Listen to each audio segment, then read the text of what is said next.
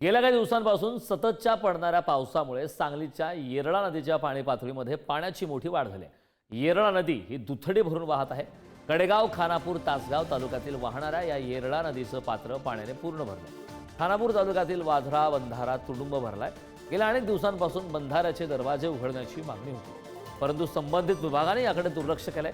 अखेर पाण्याची पातळी एवढी वाढली की भल्या मोठ्या पोकलेनला बोलावून या ठिकाणचे दरवाजे खोलण्यात आले।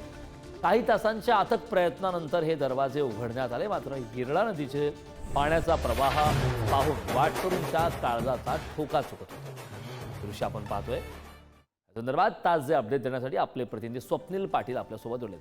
स्वप्नील, खरं तर मे महिना सुरू आहे। नेहमी मात्र कडाक्याच्या उन्हाळ्यामुळे या ठिकाणी नदी कोरडी ठाक असते, मात्र यंदा मे मध्ये येरळा नदीला पूर आलाय। काय ताजे अपडेट आहेत?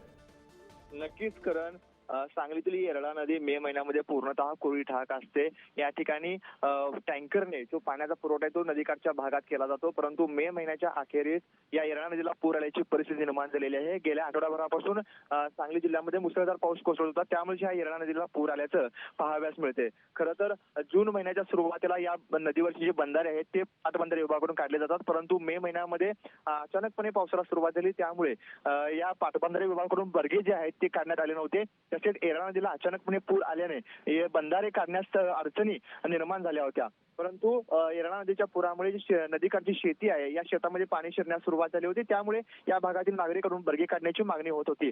परंतु पाटबंधारे विभागाकडून ही बर्गे काढण्यासाठी गेले असता जो पूर होता त्या पुरामुळे बर्गे काढणे शक्य झाले नाही, त्यामुळे भला मोठा जो पोकलँड आहे तो या ठिकाणी बोलवण्यात आला आणि त्या पोकलँडच्या आधारे बर्गे काढण्यात आले। अथक प्रयत्न या पोकलँडच्या सहाय्याने करण्यात आले। 2 ते 3 तास प्रयत्न करून या येरळा नदीवरचे बर्गे जे आहेत ते काढण्यात आलेले आहेत।